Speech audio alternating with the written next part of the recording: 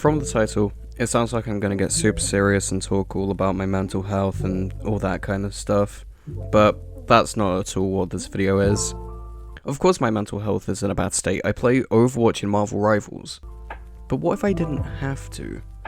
What if I took a chance and talked about other games and became more of a variety channel? Now, hold on, before any of you go anywhere, I will still primarily be making content talking about both games because, you know, I want to stick to my roots and stay in my lane. But as a creator who's still relatively new to making content, my first actual video is coming up to its 2nd year anniversary, I don't want to shoehorn myself into making purely Overwatch and Marvel Rivals content. This isn't me saying I hate those games, it's just that there's only so much I can talk about when it comes to both games. Since I'm not really a gameplay focused creator like Boga or Aspen or Frogger, to name a few of them, no hate to any of those guys, they're all great at what they do, it's hard to find topics to talk about because updates can sometimes take a long time to come out. I'm the news and tips and tricks guy, but when there's no news or anything to make tips and tricks videos for, it's like I'm trying to draw blood from a stone. There's just nothing. And this is why I need change. It's for the betterment of this channel because it opens up more opportunities to put out higher quality videos rather than slop like the degenerate fandom situation is crazy. Don't get me wrong, I loved making that video because it was fun looking at that side of the community, but A, you guys really didn't like it, and B, it was somewhat just a glorified way to say Marvel Rivals Guna game. The point I'm trying to make is that I want more freedom with my content and the direction of the channel as a whole. I'll still make content on Overwatch and Rivals because they're games that I enjoy and hold dear in my heart, but I need this detox from both of them so they don't get boring and repetitive. So, what games am I going to talk about? That's a good question.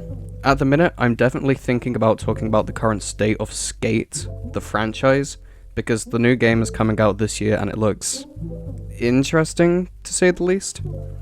Plus, I have 100% completion in the pre-alpha playtest, so I feel like I'm more than equipped to talk about it in depth. Obviously, I can't say anything too specific because I signed an NDA, but I can still talk about what's been revealed so far.